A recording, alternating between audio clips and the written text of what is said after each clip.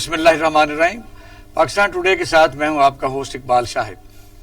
कहते हैं कि जाने कब होंगे कम इस दुनिया के गम।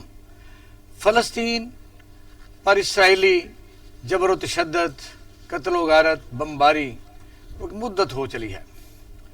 इस जुमे से शुरू होने वाले वहाँ आप देख रहे हैं कि जुमे की नमाज के दौरान ही यानी इसराइलियों ने किस तरह नहत्ते फ़लस्तीनों पर हमला किया, फायरिंग की और दर्जनों लोगों को शहीद किया और अब तक सैकड़ों की तादाद में ज़ख्मी हो चुके हैं।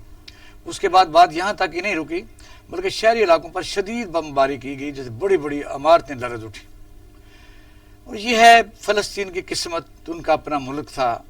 और फिर यह है कि इसराइल ने वहाँ जाके कब्ज़ा किया और हमारे जो 57 या 57 इस्लामी ममालिक हैं वो ज़बानी जमा खर्च और मजम्मत से आगे कभी नहीं बढ़े, बल्कि हमारे कई मुसलमान ममालिक के तो तल्लुकात भी इसराइल से इतने ज़्यादा नज़दीक आ चुके हैं कि अब तो मुझे लगता ये है कि फ़लस्तीनियों का खुदा ही को मदद करेगा। इस सूरत हाल में पाकिस्तान ने बड़ी शदीद रद्द-ए-अमल का इजहार किया है। पाकिस्तान के वज़ीर-ए-आज़म ने भी ट्वीट किया कि मैं पाकिस्तान का वज़ीर-ए-आज़म हूँ और मैं उनके साथ हूँ, और जब तक फ़लस्तीन का मसला हल नहीं होता अमन कायम नहीं हो सकता। और इंटरनेशनल फोरम पर भी इस बात को उठाया जा रहा है और OIC ने भी इसको कंडेम किया है। लेकिन अब पता चलता तो यही है, आज तक जो रवायत है कि कभी इस तरह की मज़म्मतों से भी कभी इस तरह के वाक़यात रुके हैं। अब होगा क्या, यूनाइटेड नेशन पर क्या एक्शन लेगी ना लेगी। बल्कि जब प्रेस में सवाल किया गया सेक्रेटरी जनरल को तो उन्होंने कहा जी जो मेरा बयान है वो काफ़ी है। इस पर आलम इस्लाम क्या एक्शन लेता है देखते हैं। दुआ गो हैं, हम फ़लस्तीनियों के काज के साथ हैं। और हज़रत कायद-ए-आज़म ने भी जब पाकिस्तान बना था तो कश्मीर का मसला भी और फ़लस्तीन का मसला भी इसी तरह ही कहा था कि वो गाज़िब हैं, उनके साथ हमारे तल्लुकात कायम नहीं हो सकते। दूसरा, वज़ीर-ए-आज़म पाकिस्तान का जो सऊदी अरब का दौरा है अभी तक वो ज़ेर बहस है। ज़ेर बहस इसलिए है कि वहाँ बाकी जो मुआहदे हुए, शाह जो मोहम्मद बिन सुलेमान है क्राउन प्रिंस, उन्होंने स्पेशल दावत दी, वज़ीर पाकिस्तान में तशरीफ़ लेके गए, 1-to-1 मुलाकात हुई। उसके बाद फिर वज़राए ख़ारजा के मुआवन के साथ भी मुलाकात हुई, फिर वफूद के सतह पर भी मुलाकातें हुई, कुछ साइन भी हुए मौजूद। और आगे जो मंसूबे हैं उसके तहत वो क्राउन प्रिंस जो है पाकिस्तान का दौरा भी करने वाले हैं। लेकिन पाकिस्तान में आप देख रहे हैं कि रोज़ाना यही एक बात को लेके, यानी वो जिसको नादान दोस्त कहते हैं, वो कहते हैं जी वहाँ चावल मिले हैं, वहाँ ज़कात मिली है, दौरे का मकासद सिर्फ चावल थे। अब इस लफ्ज़ों से अब मैं पैनल से पूछूंगा कि क्या सऊदी पाकिस्तान तल्लुकात मुतासर हो सकते हैं। यानी हम तो मुखालफिन के लिए जो मर्जी कहते रहे, लेकिन जब दो बरादर इस्लामी मुल्क वो भी पिछले दिनों जो थोड़ी DC सरमेरी के बाद दोनों ममालिक करीब आए हैं, इस तरह का जो मेन स्ट्रीम सियासी पार्टियों का जो इस वक्त है क्या वो दुरुस्त है। तीसरा, मियाँ शहबाज शरीफ साहब जो हैं वो जब ज़मानत के बाद बाहर जाने लगे तो उनको रोक लिया गया। आज ये फैसला हुआ है नैब की दरख्वास्त के ऊपर मिनिस्ट्री ऑफ इंटीरियर ने कि उनका नाम ECL में डाल दिया जाएगा। और वो इस वक्त कैबिनेट के पास से इस वक्त चिट्ठी मिनिस्ट्री ऑफ इंटीरियर की पहुंच चुकी है। होगा क्या, पाकिस्तान का सियासी निज़ाम भी इस वक्त हचकोले खा रहा है। यानी पाकिस्तानी अवाम के मसाइल एक तरफ हैं और यहाँ लड़ाई दूसरी लगी। ब्रिगेडियर लियाकतुर साहब हमारे साथ मौजूद हैं और अब्दुल्ला गुल साहब भी हमारे साथ मौजूद हैं। Welcome to the show Abdullah साहब। अस्सलाम वालेकुम। जी अस्सलाम वालेकुम सर, बहुत शुक्रिया आपके टाइम देने का। आप देख रहे हैं कि सबसे अहम तो दिल दहला देने वाली बात यह है कि यहाँ कश्मीर का के सामने 2 साल से ज़्यादा अरसा होने वाला है, वहाँ क़ैद की ज़िंदगी वो बसर कर रहे हैं। मुसलमानों की हालत ज़ात जो पूरी दुनिया में है, कहने को हम जी 2 बिलियन लोग हैं, लेकिन हालत हमारी ये है कि अपने सही हकूक़, अपने सही यानी बहन भाइयों की मदद भी नहीं कर सकते। मुसलमान जो हैं वो एक ही उम्मत है, कुल मुस्लिम जो आप कहते हैं कि एक ही होते हैं। तो किधर है मुसलमान, किधर है OIC, किधर है सारी दुनिया। तो इस वक्त फ़लस्तीन के ऊपर जो शहरी इलाकों पर बमबारी हो रही है और सैकड़ों ज़ख्मी हैं और ये बड़ी अफसोसनाक बात है, क्या कहेंगे? बिस्मिल्लाहिर्रहमानिर्रहीम। बहुत ही आपने जिस तरह से दर्द भरे दिल से आज आपके दिल से जो बात थी ना वो निकल रही थी, और आपके लहजे में ये कोई सहाफत नहीं बल्कि एक मुसलमान की जो कैफियत थी उसकी अक्कासी हो रही थी। इसके ऊपर जाहिर है आप लायक तहसीन हैं। जहाँ तक ताल्लुक है कि कुल्लु मुस्लिम मिल्लत वाहिदा, یہ بات تو حقیقت ہے کہ مسلمان ایک ملت کی طور پر ہے، لیکن کیا ہم اس کا تصور کو فراموش کر چکے ہیں؟ کیا کشمیر ہو یا فلسطین ہو، وہ چیچنیا ہو، وہ بوسنیا ہو، وہ افغانستان ہو، وہ میانمار ہو، کیا ہم اس تصور کو کہیں بھلا بیٹھے ہیں؟ تو ہمیں یہ فیصلہ کرنا ہے اور یہ سوچنے پہ مجبور کرتے ہیں کہ کہیں ایسا تو نہیں ہے کہ یہ جو سارا معاملہ ہو رہا ہے، کہیں اسرائیل کو اسلامی ممالک کے حکمرانوں کی خاموش پشت پناہی تو حاصل نہیں ہے، کیونکہ اس سے پہلے ڈیل آف دا سینچری ہوئی ہے، اور ڈیل آف دا سینچری کے اوپر بھی جس طرح سے کمزوری دکھائی گئی تو یہ بات تو واضح تھی کہ اب اسرائیل جو ہے وہ آگے ہی آگے بڑھے گا، اور جو اس طرح سے حالات اور واقعات سامنے آ رہے ہیں، مجھے افسوس سے یہ کہنا پڑتا ہے کہ ہم ایک ریئیکشنری نیشن کے طور پر سامنے آ گئے ہیں، یعنی کہ ایک کوئی ایونٹ ہو جاتا ہے۔ نہیں، آپ نے بڑی خوبصورت بات کی، کہیں خاموش سپورٹ تو نہیں ہے۔ تو ذرا یاد کریں جب ٹرمپ کا دورہ یعنی سعودی عرب تھا، جب $450 بلین انہوں نے تھریٹ کر کے ان سے لے لیے تھے کہ بھی یہ ہمیں دو، آپ بہت بڑے، آپ کے پاس پیسے ہیں، بلکہ اس نے تو یہاں تک بھی کہا کہ شاہ سلمان ہمارے دوست ہیں، لیکن یہ ہے کہ یہ ہفتہ بھی نہیں نکال سکتے۔ اور اسی دورے کے بعد فوری طور پر وہ اسرائیل گئے تھے اور پھر باقاعدہ سائن ہوئے تھے کہ یہاں سفارت خانے کا اس کا یا متبادل یا اس کے برابر کوئی وہاں دفتر کھولا جائے گا، آپ کو یاد ہونا ہوگا۔ بالکل، مجھے بالکل ساری چیز ہے، مجھے یاد سب ہے، ذرا بھی نہیں بلکہ پورا ہی مکمل یاد ہے، لیکن میں اس کو، مجھے اگر اجازت دیں گے کہ یہ اگر ہم دیکھیں آج کے حالات میں، تو ہم نے ایک اسلامی فوج بنائی تھی، اور اسلامی فوج کے سربراہ جو ہیں وہ فی الحال جنرل رحیل شریف صاحب ہیں، جو کہ کسی میرے خیال میں تعارف کے اور ان کی صلاحیتوں کا بالکل سب کو یقین ہے، لیکن آج صورتحال جو ہے، کیا اسلامی فوج کا سب سے بڑا جو ہدف ہے اس ٹائم پہ وہ کیا ظالم کا ہاتھ روکنا نہیں ہے؟ کیا کشمیر کے حوالے سے یا فلسطین کے حوالے سے ان کا کردار نہیں ہونا چاہیے؟ کیا مسلم ممالک اتنے کمزور ہو گئے کہ عزت کے جو سودا ہے وہ ڈالر سے کر لیا ہے؟ اور پھر ہمیں یہ بھی دیکھنا ہے کہ کیا غلاموں کی نہ جمہوریت ہوتی ہے، نہ بادشاہت ہوتی ہے، نہ آمریت ہوا کرتی ہے۔ مجھے دکھ سے یہ کہنا پڑ رہا ہے، لیکن میں اس سارے معاملے کو ایک مختلف اینگل سے دیکھتا ہوں۔ مجھے ایسا محسوس ہو رہا ہے کہ امریکہ کے افغانستان کے انخلا سے پہلے غاصب اسرائیل اور بھارت جو ہے وہ، عبداللہ صاحب ایک ذرا سیکنڈ رکیے، ذرا بات آپ ہی جاری رکھیں گے۔ مقیم صاحب نے امریکہ سے ہمیں جوائن کیا ہے، یہ وہاں ان کے ایک بڑا مشہور ان کا ٹی وی چینل بھی ہے اور وہاں ہمارے یہ دوست ہیں۔ تو مقیم صاحب السلام علیکم۔ جی وعلیکم السلام، بہت شکریہ آپ کے ٹائم دینے کا۔ عبداللہ گل صاحب بات کر رہے ہیں، ذرا سنیے جا۔ جی میں مقیم صاحب کو ویلکم بھی کرتا ہوں اور ان کو عید کی مبارکباد بھی دیتا ہوں۔ گو کہ یہ پھیکی سی عید ہے، کووڈ کی وجہ سے بھی، فلسطین کشمیر کی وجہ سے دل دکھا ہوا ہے، اور تارکین وطن جو ہیں وہ تو ظاہر ہے ایک کرب میں مبتلا ہے، لیکن میں گزارش کر رہا تھا کہ امریکہ کے افغانستان سے انخلا سے پہلے غاصب اسرائیل اور بھارت جو ہے وہ خطے سے مسئلہ فلسطین اور کشمیر کو کھرچنا چاہتا ہے، کیونکہ وہ جانتے ہیں اس بات کو شاہد صاحب کہ امریکی مدد کے بغیر ان کی بقا اور سلامتی اور ان کا تشخص قائم رہنا ممکن نہیں ہے۔ اور یہ بھی ممکن ہے کہ افغانستان میں طاغوت جو ہے وہ ایک نیا گھناؤنا کھیل جو ہے وہ شروع کر رہے ہیں، اور توجہ جو ہے وہ، آپ کا مطلب یہ جو پچھلے دنوں جو وزٹ ہوا ہے آرمی چیف کا اور وہاں عبداللہ یا اشرف غنی ملے ہیں، پھر اس میں ڈیفنس چیف جو یو کے ہیں ان کی بھی پریزنس شو ہوتی ہے، یہ کیا بات ہو رہی تھی؟ دیکھیں یہی تو بات ہے، ایک ایسے وقت میں جب امریکہ خود ان سے کابل سے نہیں مل رہا، ہمیں جانے کی کیا ضرورت تھی؟ مجھے تاریخ کے پنوں میں اگر جھانکوں تو مجھے یاد آ جاتا ہے کہ ضیاء الحق صاحب تقریباً کوئی ہفتہ 10 دن پہلے ایران کے انقلاب سے پہلے تہران پہنچ گئے شاہ آف ایران سے ملنے کے لیے۔ اب اس کو میرے خیال میں ہم کہیں کہ ہمارے دفتر خارجہ کی کمزوری تھی کہ انہوں نے بریف نہیں کیا، نتیجہ یہ ہوا کہ ایران کے لوگ یہ سمجھے کہ شاید یہ دوام بخشنے آئے ہیں شاہ کی گرتی حکومت کو، جس کے نتیجے میں ایران اور پاکستان کے تعلقات بعد از انقلاب جو تھے وہ اس طرح کے نہیں رہے تھے، ٹھیک کہہ رہے ہیں، وہ اس طرح کے نہیں رہے۔ لیکن میں ایک، مجھے جلدی سے بات کو مکمل کرنے کا موقع دیجیے جی پلیز، کہ یہ میں یہ کہہ رہا تھا کہ یہ ممکن ہے کہ افغانستان میں جو طاغوتی طاقتیں ایک نیا کھیل کے آغاز کر رہے ہیں، یہ کہیں ایسا تو نہیں ہے کہ توجہ فلسطین کی طرف مبذول کرا رہے ہیں اور افغانستان میں ایک نیا گھناؤنا کھیل شروع کر رہے ہیں، اور امریکہ کی جو افغانستان میں ذلت آمیز شکست ہے اس کو چھپانے کے لیے فلسطین پر جارحیت شروع کی ہے. اس وقت جو تمام امت اسلامیہ کے عوام اور قیادتوں کے درمیان میں عدم اعتماد کا فقدان ہے شاہد صاحب. اگر یہ فضا برقرار رہی اور مسلمان حکمرانوں نے قرآن کے مطابق اور عوام کی امنگوں کے مطابق جلد فیصلہ نہ شروع کیا تو ایک نئی میں شامل کر لوں کیونکہ موضوع ہمارا ہمارے ساتھ رہے گا. یہ بات ختم ہونے دیں کہ اگر ہم نے یہی فضا برقرار رکھی تمام امت اسلامیہ کے اندر تو پھر ایک نئی عرب سپرنگ شروع ہو سکتی ہے.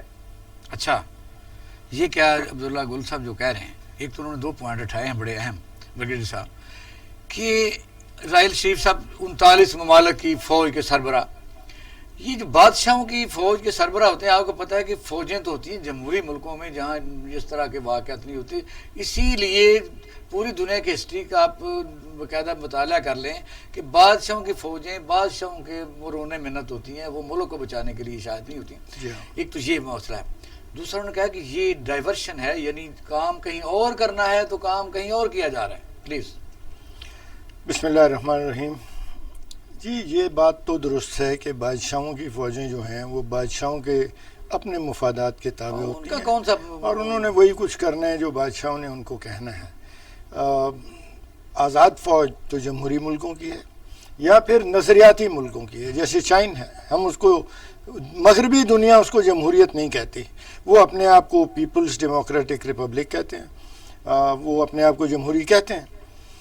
لیکن اگر مغربی دنیا نہیں بھی مانتی تو پھر بھی چائنا کی فوج جو ہے وہ چائنا کی آئیڈیالوجی کے تابع ہے، پولٹ بیورو کی متعین کردہ حدود کے اندر قائم کرتی ہے اور ان کے دیے ہوئے مشن کو پورا کرتی ہے. اسرائیل کی فوج بھی اسی طرح ہے، وہ اپنے ملک کے آئین کے تابع ہے اور اپنے ملک کے دیے ہوئے مشن کو پورا کرنے کے لیے ہر دم تیار رہتی ہے. ابھی صورتحال یہ ہے کہ مغرب نے اسلامی دنیا کے وسط میں اسرائیل بنایا دوسری جنگ عظیم جیتنے کے بعد، اور یہ بنایا اس لیے کہ جس سلطنت اور جس خلافت کو انہوں نے توڑا ہے وہ کہیں دوبارہ جنم نہ لے لے.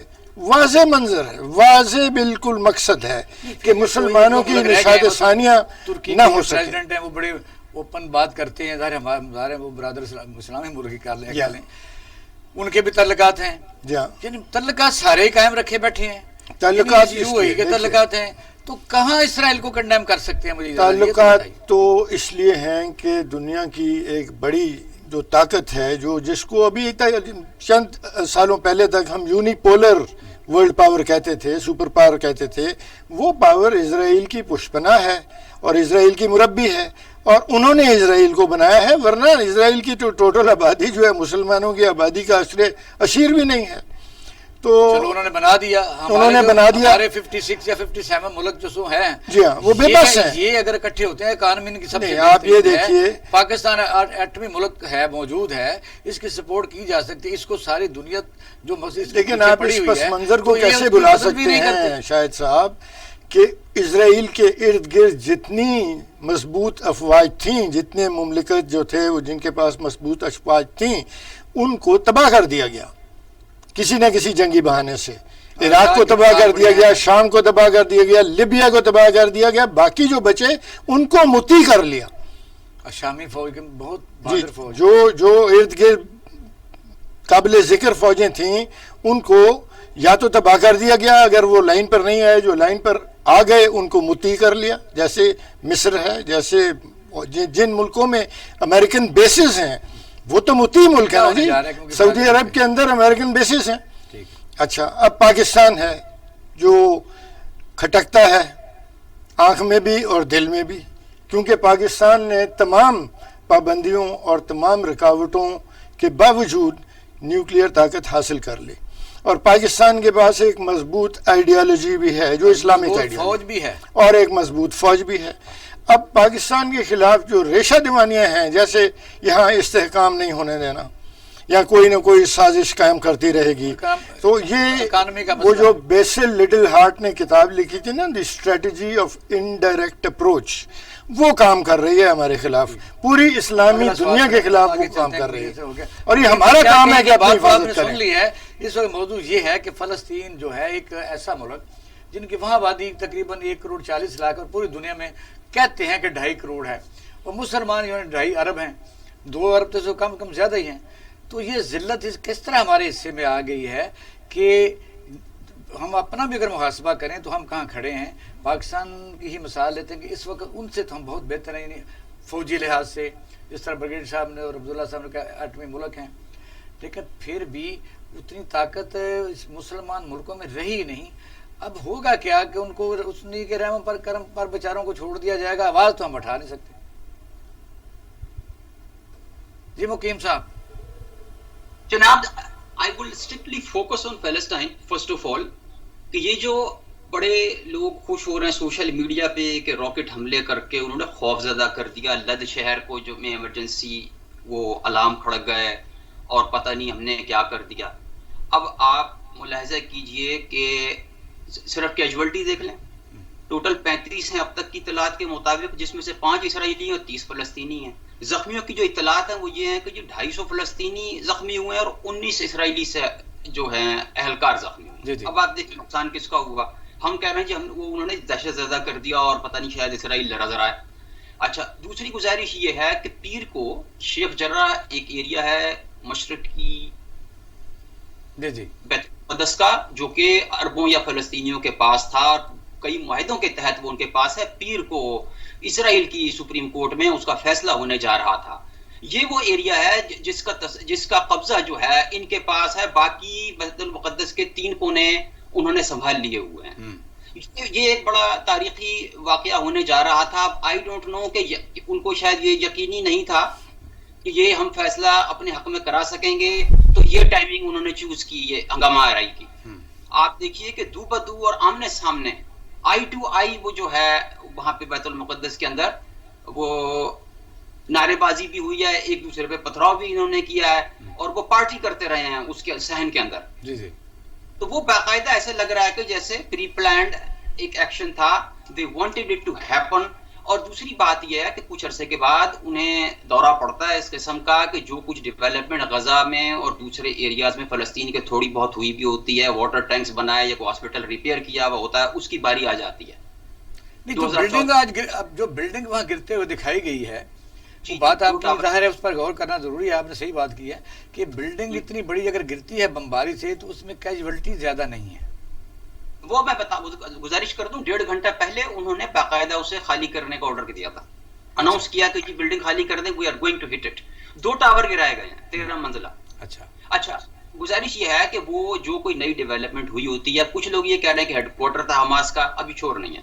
2 ٹاور گرائے، لیکن گزارش یہ ہے کہ وہ بڑے پلان کے ساتھ 2014 کے بعد یہ دوسری بڑی یعنی تلخی آئی ہے اس ایریے میں، اور اس کے نتیجے میں جو ڈیولپمنٹ ہوئی بھی ہوتی ہے غزہ میں تھوڑی بہت، یہ جا کے بمباری کر کے اس کو تباہ کر دیتے ہیں. اچھا دوسری جو ہے آپ کی خدمت میں نے عرض کیا کہ نقصان جو ہے یہ فلسطینیوں کا ہو رہا ہے. اور تیسرا جو ہے وہ شیخ جرہ محلہ ہے جو ایسٹ بیت المقدس کے مشرقی ایریے میں جو مسلمان اور فلسطینی. لیکن اب مسلم جس طرح یہاں پاکستان میں آپ نے دیکھا کہ جتنی خبر ہوتی ہے، جس طرح آپ لوگوں کو زیادہ ہے، عبداللہ گل صاحب کو زیادہ ہے، کہ یہاں ہوتا یہ ہے کہ فلسطینی جس اس کرب سے مبتلا ہے اب مسلم امہ کی طرف دیکھ رہے ہیں، یا یہ ان کا کوئی کریں گے، ان کا کوئی مرم رکھیں گے ان کے زخموں پر، کوئی یونائٹڈ نیشن میں جائیں گے، جا سکتے ہیں کہ نہیں جا سکتے، وہ ایسی کیا کرے گی یہ، یا اسی طرح وہ اکیلے جنگ لڑیں گے.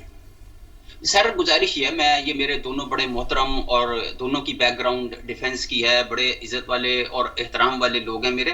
میں تو ڈیفنس سے تعلق نہیں ہے، لیکن میں بطور طالب علم ایک ہی بات کر سکتا ہوں کہ بخدا اگر OIC کو آپ نیٹو کی شکل کا معاہدے میں تبدیل کر دیں، 57 اسلامک ممالک ہیں، میں دیکھتا ہوں کون سا مائی کا لال ہے جو فلسطین کے کسی کونے کے اوپر آ کے تنکا بھی توڑ کے گھر واپس چلے. آپ بڑے خوش، آپ اچھی بات، اچھی خاصیت رکھنی چاہیے کہ یہ جو اس وقت ایک پاکستان جو ایک زمانے میں جب شروع کام کیا تھا 8ویں ملک بننے میں، اس وقت جو عظیم لوگ تھے وہ اب رہے نہیں. اب یہاں اکانومی کا مسئلہ ہمارا ہے، گھیرا ہمیں جا رہا ہے.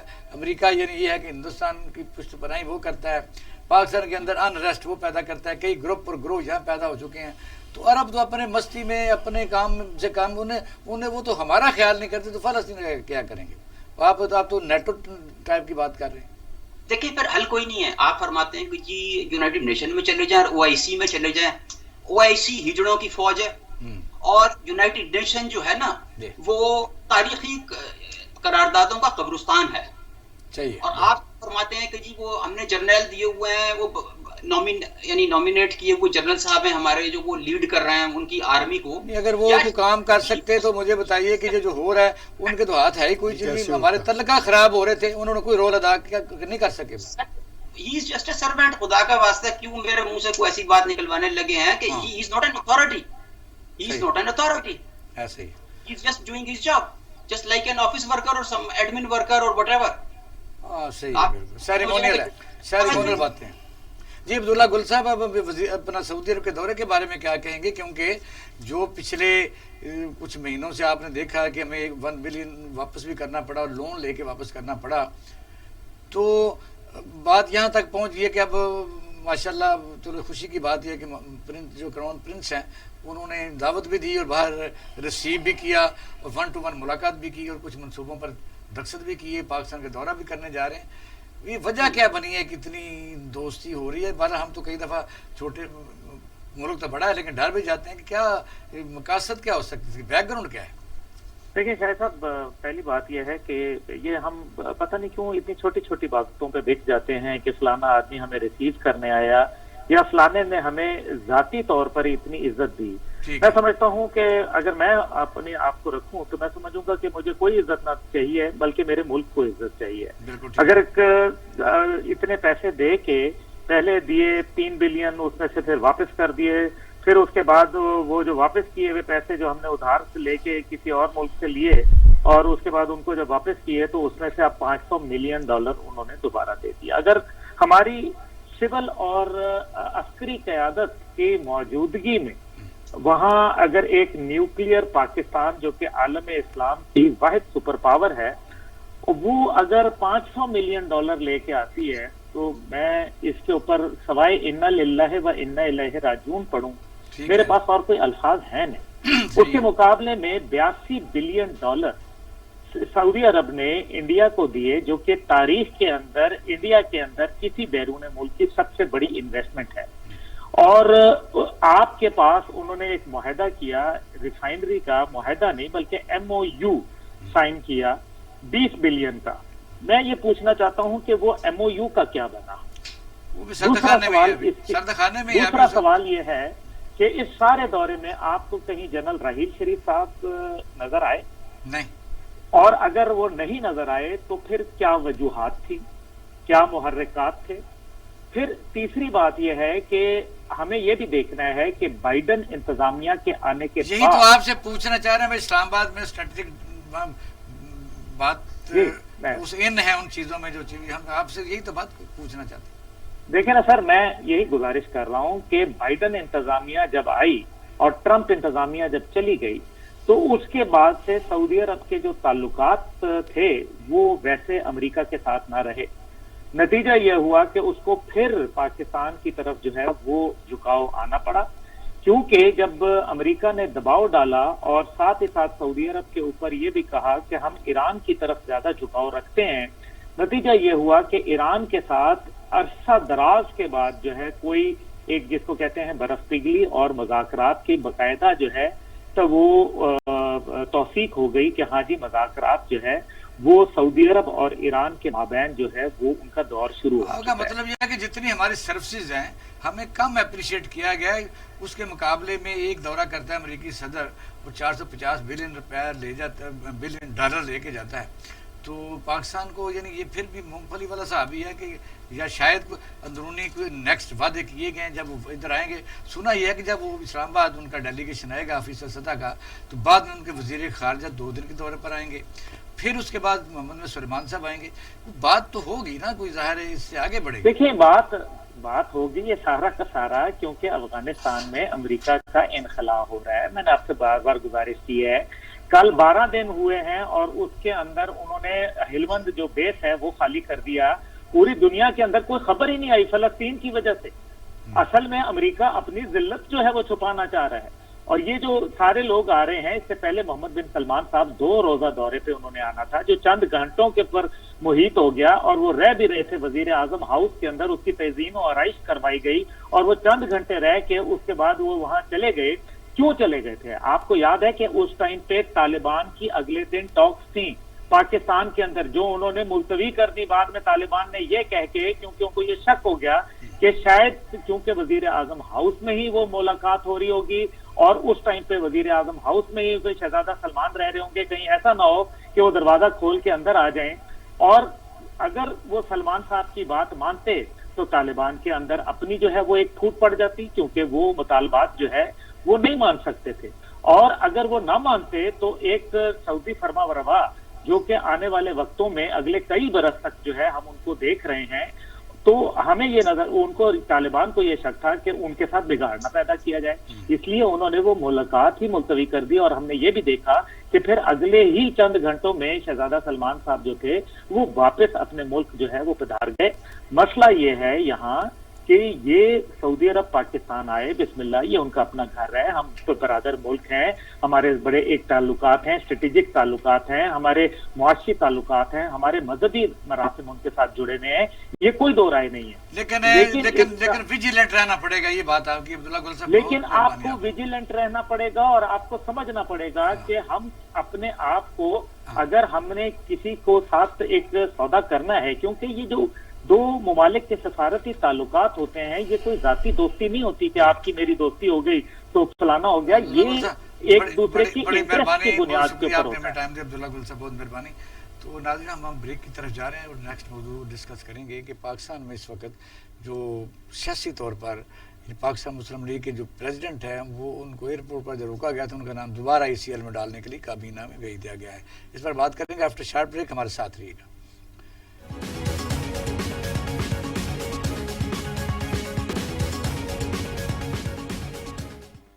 ویلکم بیک ناظرین، آپ پروگرام دیکھ رہے ہیں پاکستان ٹوڈے، اور سوال یہ تھا کہ سعودی عرب کے دورے کے بعد اپوزیشن، جو پاکستان کی اپوزیشن ہے، ایون بلال بھٹو زرداری صاحب نے کہا کہ یہ دورے کے اتنا بڑا دورہ اور صرف وہاں سے چاول لے کے آ گئے، اس طرح پاک سعودی تعلقات جو ہیں وہ کیا متاثر ہو سکتے ہیں، کیونکہ یہ توہین امیز کلمات ہوتے ہیں۔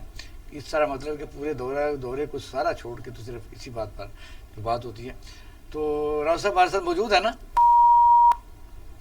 راؤ صاحب، السلام علیکم۔ مرغیڑ صاحب آپ بات کریں، کیونکہ یہی سوال ہے کہ سعودی عرب والا جو پاکستان میں لگا ہوا ہے کہ جی دورہ، تو میں تو یہ کہتا ہوں کہ دونوں ملکوں کی ملاقات ہوئی ہے، ایک دونوں حکومتوں کے، دونوں ملکوں کے اسٹیٹ کے ہیڈ ملے ہیں۔ دیکھیے بات یہ ہے کہ دونوں اسلامی ملک ہیں اور ایک کے پاس دولت ہے بہت زیادہ اور ایک کے پاس نیوکلیئر طاقت ہے اور سائنٹیفک بیس ہے، جو ہمارے پاس تعلیم کی بھی ہے، ہمارے سائنسدان ہیں، ہمارے نیوکلیئر سائنٹسٹ ہیں، ہماری فوج بہت تگڑی ہے، ماشاءاللہ بہت بڑا ملک ہے۔ تو اب دونوں جو اپنی اسٹرانگ پوائنٹس کو ساتھ میں لائیں تو یہ ایک علاقے کے اندر بہت بڑی اسٹیبلائزنگ فورس بن سکتی ہے۔ تو آئیڈیل تو یہی ہے کہ ان دونوں کے اندر دوستی ہونی چاہیے اور آپس میں اختلافات نہیں ہونا چاہیے اور ایک دوسرے کے لیے رسپیکٹ ہونی چاہیے۔ تو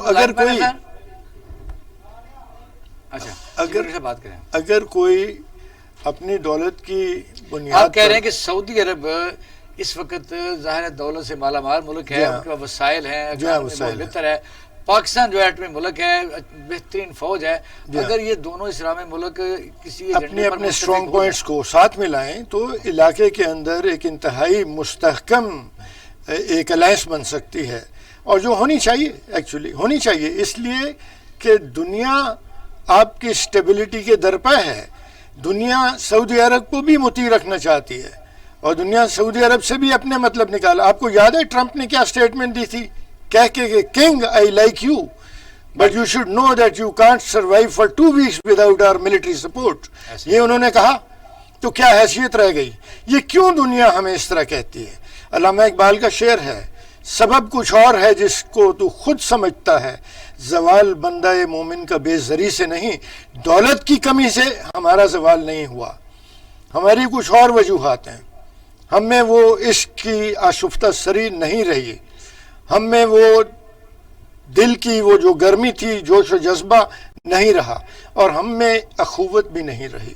تو یہ جو پیدا کرنی ہے آپ یہ بتائیے کہ اس وقت یہ جو دوبارہ اس کو آپ دوبارہ تو نہیں کہہ سکتے، باہر تھوڑی سی ایک ٹائم آپ کہہ سکتے ہیں ویکیوم سا آیا تھا، لیکن ہم اس کو سرد میری لفظ بڑا سخت سا ہوتا ہے، نہیں کہتے کہ سعودی عرب کے ساتھ ہمارے تعلقات ایسے مذہبی ہیں، اب دوبارہ جو یہ ایک دوسرے کو مل رہے ہیں، یہ وجوہات کیا ہیں، ایکچوئل کیا وجوہات ہیں؟ جی وجوہات یہ ہیں کہ آپ کو چائنا سے دور کرنا ہے، اور جو اس وقت کے ورلڈ آرڈر کے مینیجرز ہیں ان کی خواہش ہے کہ آپ ان کے پاس آئیں۔ ٹرمپ نے تو اوپنلی کہا تھا کہ آپ چائنا سے ہٹ جائیں، آپ ہمارے پاس آئیں، تو وہ آپ کو اپنا مطیع کرنا چاہتے ہیں۔ راؤ صاحب جی یہ سوال تو میں نے کر لیا تھا، لیکن پھر لائن ڈراپ ہو گئی تھی، یہی سوال رہیں گے کیونکہ پھر میں وقت بچانا چاہتا ہوں کہ میں کیوں تمہید باندھوں۔ اس وقت تینوں پوائنٹ ہیں فلسطین کے اوپر۔ سر ایک ایک کر کے ڈسکس کرتے ہیں سر، اگر آپ اجازت دیں، کیونکہ آپ بہت محترم ہے میرے لیے۔ جی پلیز جی حکم کیجئے، پہلا پوائنٹ فلسطین والا اس طرح آپ دیکھیں کہ میں تو شروع میں یہ شعر بولا تھا کہ جانے کب ہوں گے کم اس دنیا کے غم، کب سے فلسطین جو ہے وہ لہو لہو ہے، ان کی کوئی یعنی ایسا دن نہیں جاتا کہ خوف کی زندگی بسر کر رہے ہیں، اور جب دل کرتا ہے اسرائیل بمباری کرتا ہے، اور کوئی کسی نہ کسی بہانے سے اب یہ نیا جو ہے یعنی بیت المقدس کے اوپر کام شروع ہے، تو اب بمباری ہو رہی ہے، سینکڑوں لوگ زخمی ہیں، درجنوں شہید ہو چکے ہیں۔ کیا اصل میں سر اگر آپ اجازت دیں مجھے نیوٹرل بات کرنے کی۔ کریں جی میری عرض یہ ہے کہ ہمارے ملک میں کیونکہ جذباتیت اور شدت پسندی کی ایک مشترک سوچ ہے، ٹھیک ہے، تو ہم سمجھ نہیں پا رہے کہ وہاں مسئلہ کیا ہے مسجد اقصی۔ جی جی آج الجزیرہ ٹیلی ویژن پہ میں نے جو اسرائیل کے ایک پرانے نیشنل سیکورٹی ایڈوائزر تھے اور ایک اس میں رام اللہ سے ایک جرنلسٹ تھیں اور ایک مسلمان اینالسٹ تھے، ان کی باتیں بڑی غور سے سنی ہیں۔ اچھا، لوگ اس بات کو سمجھ نہیں رہے کہ اس بنیادی پرابلم کی اصل وجہ کیا ہے۔ جی جی سر پیلسٹینینز جو ہیں، فلسطینی جو ہمارے بھائی ہیں، مسلمان ہیں، وہ کثیر تعداد میں یروشلم میں غزہ سے شفٹ ہو رہے ہیں۔ اچھا، اور کیونکہ ہمارا میڈیا میں اکثر لوگ ریسرچ نہیں کرتے اور بات کر دیتے ہیں، تو وہ جو مائیگریشن ہے اس کے خلاف اسرائیل کا ایک ری ایکشن ہے۔ ٹھیک ہے، اور وہ ری ایکشن جو ہے کچھ سوئر ہے۔ اب بات یہ ہے کہ اس کو ہم اگر ریلیجس اور ایموشنل ٹرمز میں لیں تو میں نے ٹویٹ بھی کیا جو اور فیس بک پہ بھی لکھا ہے کہ کوئی مسلمان ملک، میں بریگیڈیئر صاحب سے انتہائی محبت اور معذرت سے عرض کروں گا کہ کوئی مسلمان ملک انکلوڈنگ سعودی عربیہ یا ملیشیا یا ترکی، اور ٹرکی تو سر بالکل ہی فراڈ ہے نا سر، وہ تو جو ان کا بیسٹ ریلیشن شپ ہے اسرائیل سے، ہمیں بیوقوف بنا رہے ہیں۔ کسی مسلمان ملک میں اتنی استطاعت نہیں ہے، معاشی، ملیٹریلی، جسم خستہ ہے ہاتھوں میں یارہ سر نہیں۔ جو بھی آپ شیئر کہہ لیں کہ وہ اسرائیل کے سامنے یہ کہہ سکے کہ جناب یہ بند کریں۔ اچھا، یہ سارے ہمارے ہیڈ آف اسٹیٹ جو ہے نا، جس میں معذرت سے عرض کروں گا کہ عمران خان صاحب بھی شامل ہوئے ہیں، کیونکہ انہیں تاریخ کا جو پس منظر ہے وہ بہت کم ہے۔ نواز شریف صاحب اور زرداری صاحب میں تو خیر الحمدللہ تاریخ کا کوئی ہے ہی نہیں کانسیپٹ۔ تو یہ لوگ جو ہیں یہ ایک ایموشنل لیول پہ ایک بات کر رہے ہیں جس کی کوئی وجہ اس وقت آپ بتا نہیں سکتے۔ آپ نے کبھی سوچا ہے؟ اب تھوڑا سا سوچ لیجئے کہ فلسطینین آرمی موجود ہے، ایک بات ڈسپیشنیٹ سرنڈر بھی ہے، جی جی پلیز، تو چلیں کریے نہیں بات۔ ڈسپیشنیٹ سرنڈر کوئی نہیں ہے سر، وہ تو اصل میں بات یہ ہے کہ ہم کمزور ہیں۔ ہاں، بات تو یہی صرف بات اتنی ہے ہے کہ کمزور اور طاقتور کا کوئی مقابلہ نہیں ہے۔ کمزور آئرلینڈ بھی تھا، 1100 سال سے جدوجہد میں مصروف ہیں، کیا نہیں جی ڈالی؟ ایک عرض سن لے میری، آپ آئرلینڈ بھی کمزور ہے خدارا اور اسرائیل بھی کمزور تھا، 2000 سال لڑتے رہے سر میری اسرائیل، آپ لڑنے 1900 سال لڑائی کی جانتے ہیں اور اپنا مقصد حاصل کیا۔ ہمیں بتایا جا رہا ہے کہ عالم بے بسی اپنا نام رکھ لیں. آپ کی بات میں کوئی انٹرفیئر نہیں کیا. عالم اسلام اپنا نام عالم بے بسی رکھ لیں. سر ایک میری عرض سن لیجیے اقبال شاہد صاحب, میں اپنی عرض کر لوں. میں سب سے پہلے تو یہ جو الفاظ انہوں نے استعمال کیے ہیں بریگیڈیئر صاحب نے, اس کو آپ تاریخی اعتبار سے تشریح کر کے دیکھیں. کوئی عالم اسلام نہیں ہے دنیا میں, یہ بالکل جھوٹ بات ہے. نیشن سٹیٹ کا کانسیپٹ ہے. آپ ویزے کے بغیر ترکی سعودی عربیہ نہیں جا سکتے. یہ ساری باتیں کرتے ہیں چورن بیچنے کے لیے عالم اسلام کی. دوسری بات, سر دنیا دو حصوں میں تقسیم ہے, طاقتور اور کمزور. کیونکہ مسلمان انتہائی کمزور ہیں تو اس لیے طاقتور ان پہ چھا گیا ہے.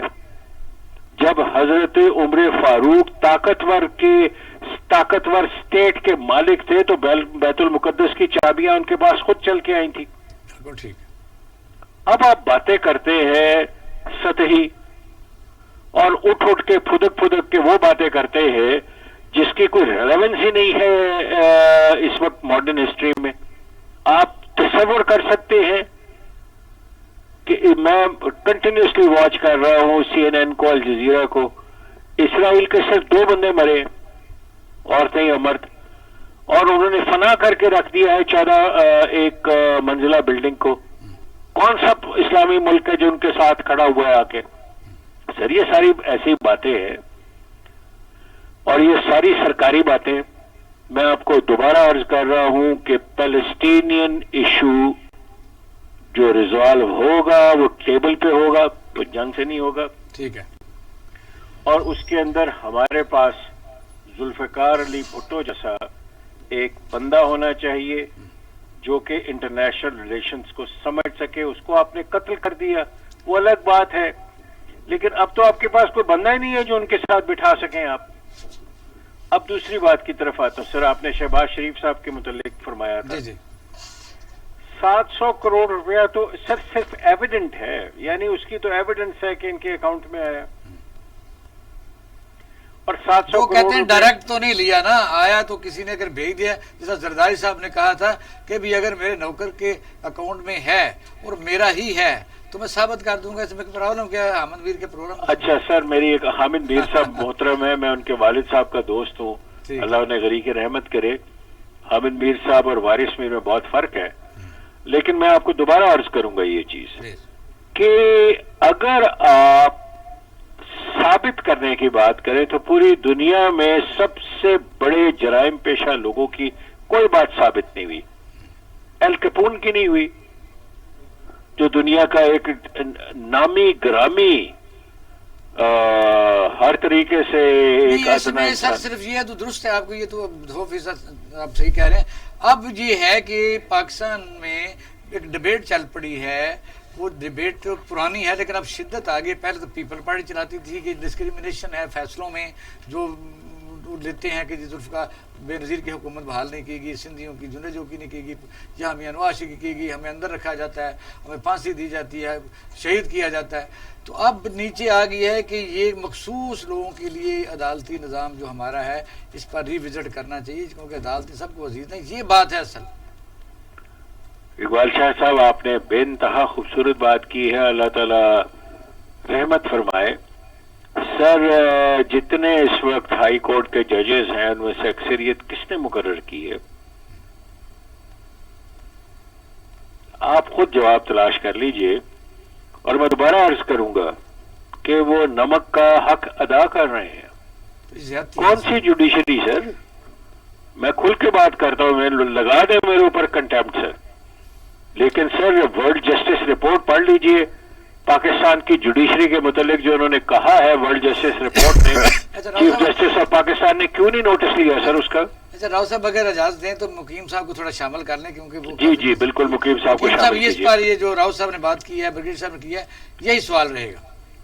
جی بالکل. دیکھیے یہ جو سعودیہ وغیرہ اور ہمارا تعلقات کا جو اس وقت جو ٹرن آیا ہے نا, اس میں وہ کلیئرلی جو بائیڈن ایڈمنسٹریشن کے آنے سے وہ خوفزدہ ہیں, کیونکہ وہ خشوگی والا کیس دوبارہ اوپن کرنے کا اس کا بیان قائم ابھی تک اس کے اوپر, چاہے وہ زبانی کلامی ہو, تو وہ خوفزدہ بھی ہیں اندر سے. ایک دوسری بات یہ ہے ہمارا جہاں تک وہ تعلق ہے کہ یہ چاول اور فطرے کے چاول، یہ مذاکرہ خیز بات تو ہے، لیکن یہ ہم نے ہمیشہ مانگ کے کھایا ہے. We are proud of that.